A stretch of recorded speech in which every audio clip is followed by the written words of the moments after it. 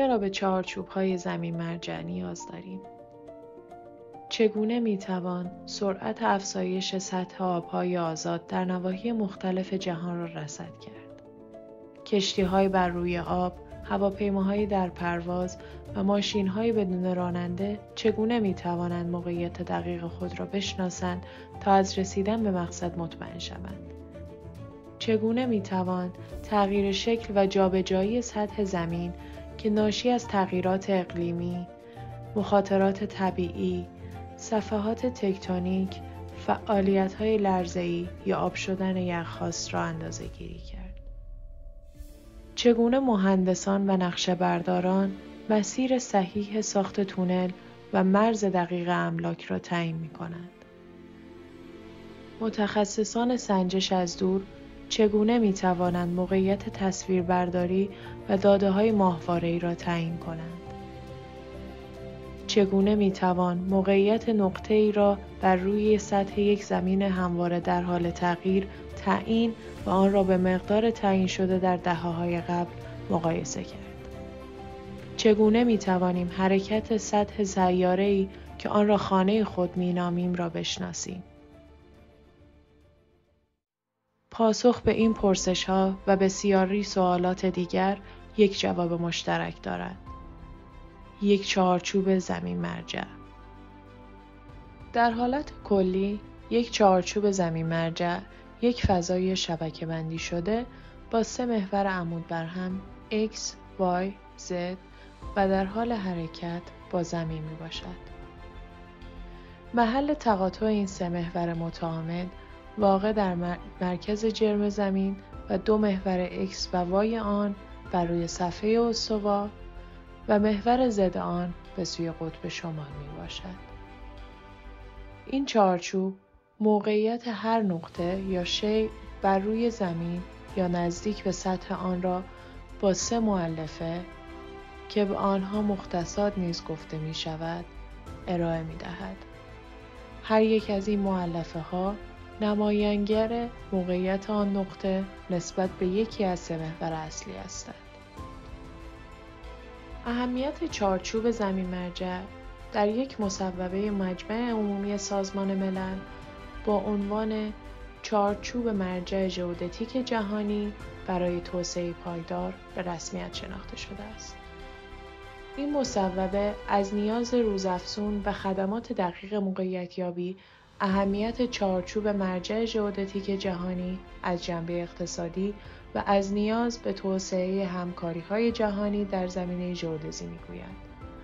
چارچوب زمین مرجع یکی از محصولات متنوع مرجع ژئودتیک است که برای استفاده عمومی و رایگان توسط انجمن بین‌المللی ژئودزی IAG فراهم شده است. IAG با صدها سازمان و ارگان دولتی در جای جای جهان همکاری می‌کند تا منابع مسیریابی و موقعیت‌یابی که برای جامعه و علم حیاتی بوده و نیاز اصلی تمام مشاهدات زمینی و تکنیک‌های سنجش از دور است را فراهم کند. گرچه برای تضمین قابلیت بهره برداری و هماهنگی محصولات ژئودتیک و استفاده کامل از اندازه‌گیری‌های متنوع سنجنده‌های زمینی و ماهواره‌ای، یک مرجع استاندارد لازم است. چارچوب زمین مرجع جهانی یا ITRF نه تنها توسط IAG بلکه تعدادی از سازمان‌های علمی بین‌المللی مانند اتحادیه بین‌المللی ژئودزی و ژئوفیزیک IUGG به عنوان یک مرجع استاندارد برای علوم زمین و کاربردهای موقعیت‌یابی توصیه می‌گردد. ITRF همراه با چارچوب مرجع سماوی بین‌المللی ICRF و سیستم‌های ارتفاعی فیزیکی چارچوب مرجع ژئودتیک جهانی را می‌سازند. چگونه یک چارچوب زمین مرجع ساخته می‌شود؟ ITRF محصول یک تلاش بین‌المللی و مشارکتی است که با سرمایه‌گذاری ارگان‌های نقشه‌برداری و هوافضای دولت‌ها، دانشگاه‌ها و گروه‌های تحقیقاتی ساخته شده است. 4 تکنولوژی ژئودتیک فضایی در تولید ITRF مورد استفاده قرار گرفته است. مدارنگاری و موقعیتیابی رادیویی ماهواره‌های داپلر یا دوریس، سامانه‌های ماهواره‌ای مسیریابی جهانی GNSS، فاصله‌یابی لیزری ماهواره‌ای SLR و تداخل سنجی طول‌های بسیار بلند VLBI که از طریق سیگنال‌های دریافتی از اجرام بسیار دور و خارج از کهکشان انجام می‌شود. این تکنولوژی‌ها بخشی از ساختار انجمن بین‌المللی ژئودزی هستند که در قالب سامانه‌های علمی ارائه می‌شوند.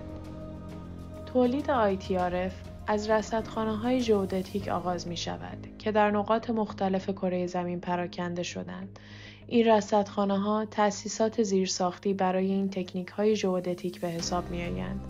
آنگاه داده‌های جمع‌آوری شده در یک رصدخانه به مراکز داده ارسال می‌شود و این مراکز دسترسی برای مقاصد تحلیلی و ادغام داده را فراهم می‌کنند. ITRF با محاسبات مختصات حاصل از بیش از 1800 ایستگاه مشاهداتی زمینی ژئودتیک تعیین می‌شود. این محاسبات تعیین موقعیت با دقت میلیمتر و در طی سالیان زیاد انجام می‌شود. تجمیع شبکه‌های تکنولوژی 4گانه مورد استفاده در تهیه ITRF نیازمند ایستگاه‌های چند منظوره است که در آن حداقل 2 ابزار ژئودتیکی مستقل یا بیشتر به ازای 2 تکنولوژی مشاهداتی یا بیشتر از مجموع تکنولوژی‌های 4گانه فعال و به هم متصل باشند. این ایستگاه‌های چند منظوره برای تهیه ITRF ضروری هستند. به علاوه این ایستگاه‌های چند منظوره امکان ادغام تکنیک‌های مختلف، امکان ارزیابی کیفیت و دقت مشاهدات و همچنین تولید دیگر محصولات ژئودتیک را فراهم می‌کنند. چگونه ITRF می‌تواند ما را در شناخت کره زمین متحرک کمک کند؟ به دلیل تغییرات پیوسته شکل زمین، مختصات در ITRF وابسته به زمان هستند. روندهای ژئوفیزیکی مانند حرکت تکتونیک صفحات پوسته باعث این تغییرات میباشند. در تهیه ITRF این تغییرات به عنوان نرخ حرکت افقی ایستگاه‌ها نمایش داده میشوند. افزون بر این، از ITRF برای رصد، شناخت و مدل سازی جابجایی‌های ناشی از مخاطرات و بلایای طبیعی استفاده می‌شود. برای مثال، ITRF به تلاش‌ها برای کاهش خطرات زمین‌لرزه‌های ویرانگر کمک می‌کند. مشابه آنچه در شیلی و ژاپن رخ داد و جابجایی‌های هم‌لرزه‌ای آن تا بیش از 3 متر رسید. این امر به ساکنین در جزایر و سواحل کمک می‌کند تا ریسک بلایا را شناخته و کاهش دهند. کاهش تغییرات اقلیمی و مخاطرات طبیعی حاصل از این تغییرات به مرور زمان اهمیت فزاینده‌ای پیدا خواهد کرد. ژئودزی با فراهمسازی چارچوب‌های مرجع برای مشاهدات زمینی با دقت بالا به نحو بنیادینی در دستیابی به این هدف دخیل است. در مقیاس منطقه‌ای، دسترسی مطمئن به ITRF جهانی برای مقاصد علمی و اجرایی ژئودزی مورد نیاز است.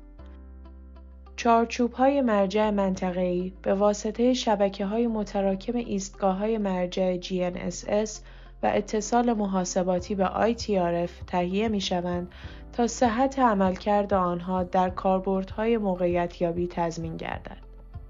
مسئولیت مراقبت از این چارچوب‌های مرجع منطقه‌ای به عهده زیرکمیسیون‌های IAG میباشد. سیرگاس برای آمریکای لاتین، نارف برای آمریکای شمالی، یورف برای اروپا، افرف برای آفریقا و اپرف برای آسیا، اقیانوسیه و مناطق قطب جنوب. استفاده از چارچوب‌های مرجع دقیق و پایدار در طی زمان از طریق تقویت برنامه‌ها و نرم افزارهای مکان مبنا و نوآورانه منجر به ایجاد منافع عمومی فراوانی می‌گردد که تمام آنها بر اساس داده‌هایی از 4 تکنولوژی ژئودتیک متفاوت اما به هم پیوسته بنا شده است. در نوبت بعد، هنگام مسیریابی با استفاده از تلفن همراه خود به یاد داشته باشید که موقعیت شما یک نقطه بر روی چارچوب زمین مرجع جهانی وسیعی است که ژئودزی راهبر آن است.